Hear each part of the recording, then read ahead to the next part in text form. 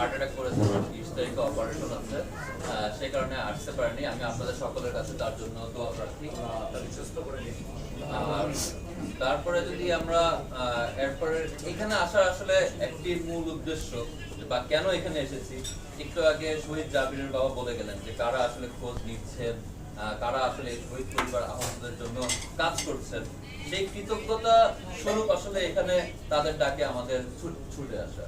সেই প্রথম থেকেই এটা অবশ্যই স্বীকার করতে হবে, জামায়াতের আমির সাহেব থেকে শুরু করে জামায়াতের প্রত্যেকজন কর্মী থেকে শুরু করে নেতারা এই শহীদ পরিবারদের আহতদের জন্য আসলে যথেষ্ট করে যাচ্ছেন। প্রমাণ হিসাবে বলি, শুধু মুখের কথা নয়, প্রমাণ হিসাবে যদি বলি যে আপনারা দেখবেন জামাত ইসলামের থেকে কিন্তু 12 খণ্ডের সম্পূর্ণ একবার ডকুমেন্টেড তালিকা করে বায়োগ্রাফির মতন যে জীবন বৃত্তান্ত শহীদদের জন্য করা হয়েছে। শুধু বাংলায় নয়, বাংলা, ইংলিশ এবং আরবি তিনভাবেই করা হয়েছে। আপনাদের কাছে আছে কিনা আমি জানি না, বাট প্রত্যেক শহীদ পরিবারের কাছে তাদের খণ্ডই থাকার কথা। আমার কাছে 12টি খণ্ডই আছে, আমি সব নিজেই আমার কাছে দিয়েছেন ইংলিশ সহ। এবং যারা এখন যেটা কাজ করছেন এবং যারা আহত শহীদরা আছে, যেটা আমাদের খুবই বেশি প্রয়োজন। সরকারিভাবে যেটা হওয়া সম্ভব নয়, কিন্তু রাজনৈতিকভাবে কিন্তু এটা হওয়াটা আসলে খুবই জরুরি।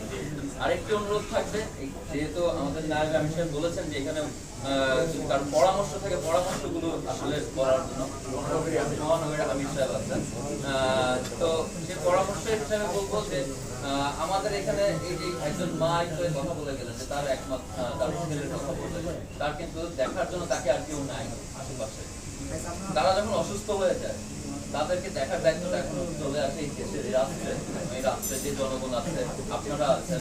আপনাদের প্রতি মাসে আপনাদের ওয়ার্ডের থেকে যদি একজন করে যদি যোগাযোগটা সম্ভব হয় যে তার কোনো কিছু প্রয়োজন কিনা, শহীদ এবং আহত উনি যদি অসুস্থ হয়ে যান, তার চিকিৎসার দায়িত্বটা যদি নেওয়া যায়, সেটা আসলে তাদের জন্য অনেক বড় পাওনা হবে। এটা আসলে আমাদের পক্ষ থেকে একটা পরামর্শ থাকে যে প্রত্যেক মাসে যাতে সবার সাথে একবার শুধু যোগাযোগটা শুধু করা যায়, এইটুকুই।